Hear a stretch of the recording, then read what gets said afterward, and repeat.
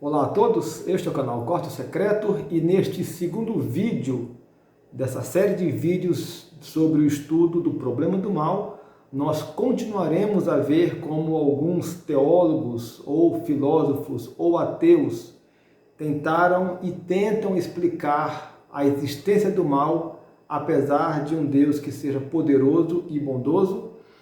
E vamos ver que ainda hoje pessoas influentes no meio acadêmico continuam tentando dar essa explicação, e por isso que é importante que nós saibamos exatamente quais são as respostas a estes ataques, para que nós possamos defender a fé que uma vez foi entregue aos santos.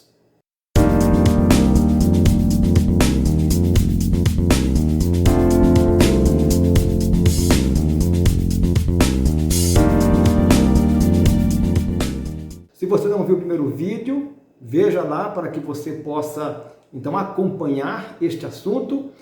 Não esqueça também de já deixar o like aqui nesse vídeo, comentar, compartilhar para dar relevância a este vídeo. E na nossa mini aula de hoje nós iremos ver outros exemplos de outros teólogos ou acadêmicos, ateus, que também têm levantado algumas teodiceias, algumas explicações, e aí nós vamos cada vez mais entendendo um pouco melhor este assunto e também percebendo a importância de não somente conhecer este assunto, mas de saber dar as respostas devidas, porque muitas vezes nossos filhos, no nosso sofá, podem nos questionar a respeito dessas proposições, desses desafios, e nós devemos ter, obviamente, as respostas adequadas para fortalecer e explicar a fé que nós temos no Deus que é bíblico.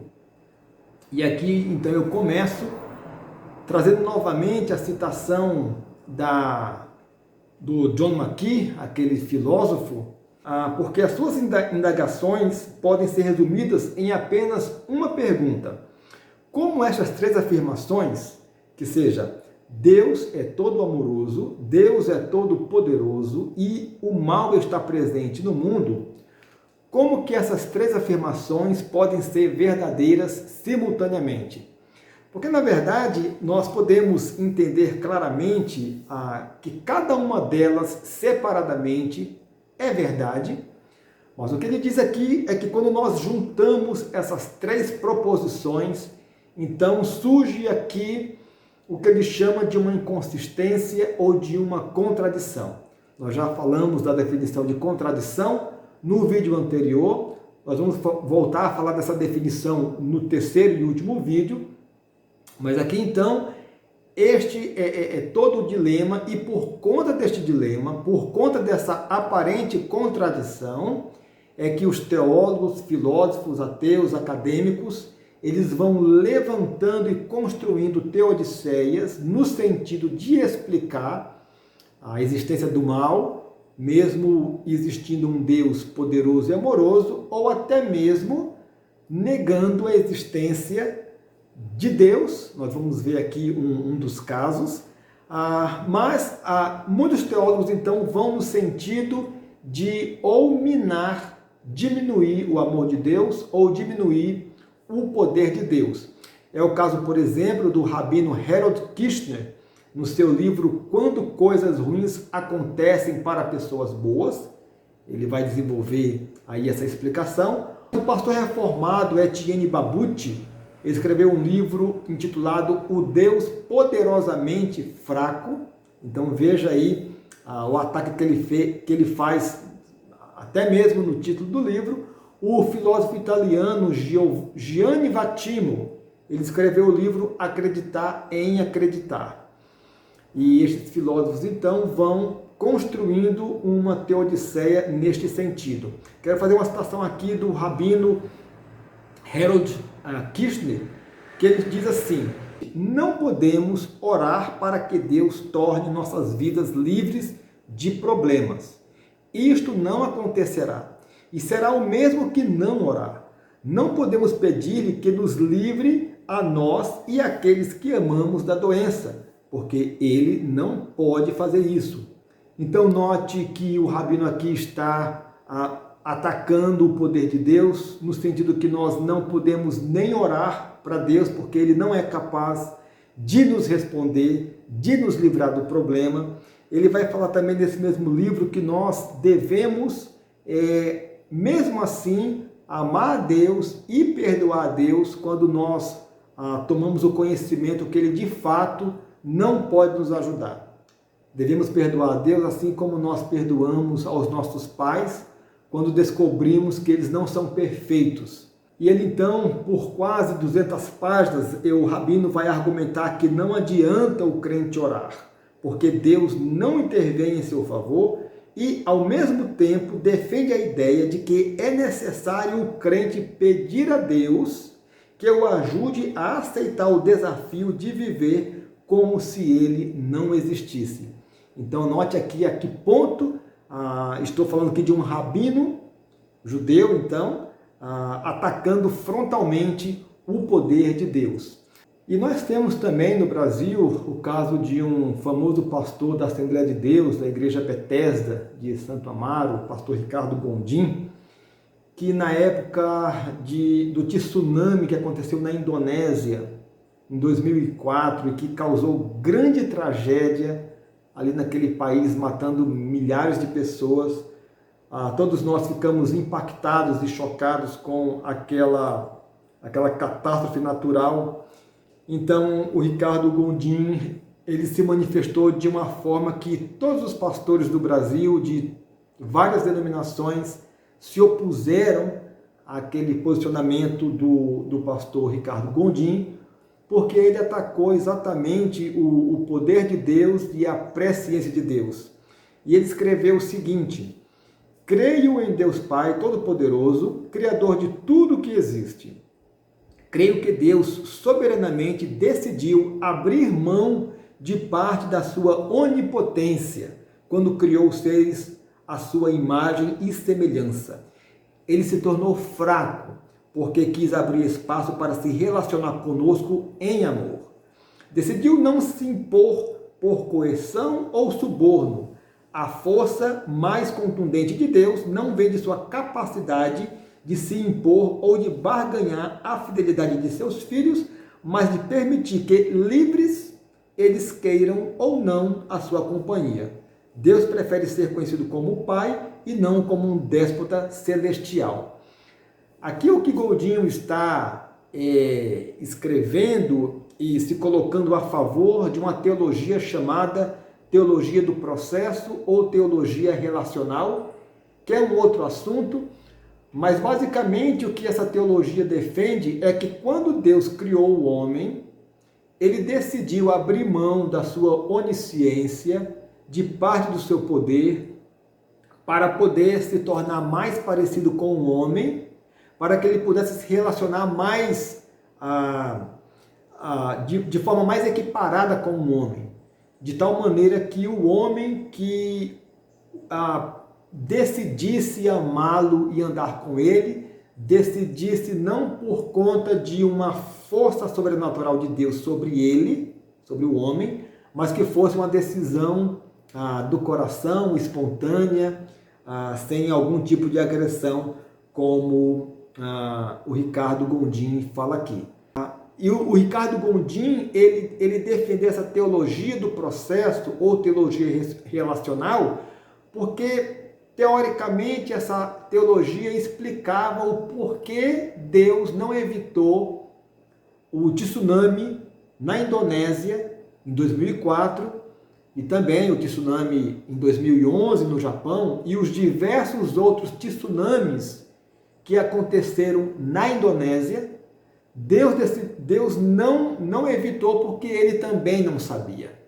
É por isso que ele diz que Deus abriu mão da sua onisciência. Deus também não sabia. Deus é tomado de surpresa quando essas coisas acontecem, e isso obviamente não é o que a Bíblia nos informa. A pergunta aqui é: será que o Deus da Bíblia é um Deus cruel?